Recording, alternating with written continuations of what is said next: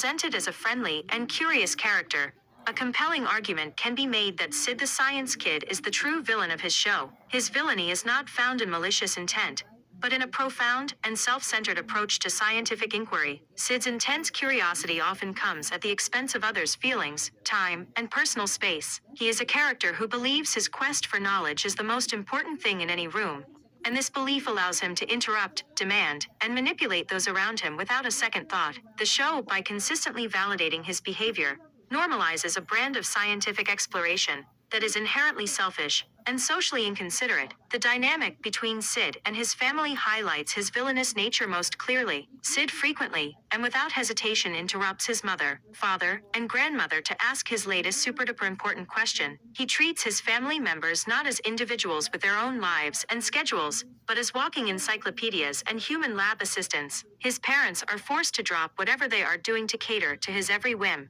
and his grandmother is expected to be a font of all wisdom and a constant source of encouragement. This creates a one-sided relationship where Sid's needs are always the priority, teaching viewers that the pursuit of knowledge justifies a complete disregard for others' boundaries. Furthermore, Sid's research methods often border on the manipulative, particularly with his friends at preschool. Instead of collaborating, Sid often directs his friends as if they were his personal assistants or test subjects. He will recruit them for his experiments without considering their own interests or feelings, effectively turning a group activity into a vehicle for his own personal agenda. This is a subtle but insidious form of control. The other children are not partners in discovery. They are simply supporting players in the Sid show. This dynamic teaches a poor lesson about teamwork and cooperation, presenting the lead scientist as an unchallengeable authority figure rather than a peer. Ultimately, Sid's true villainy lies in his role as a negative role model. While the show's stated goal is to promote science and curiosity, Sid's actions teach children that being a scientist means being self-centered,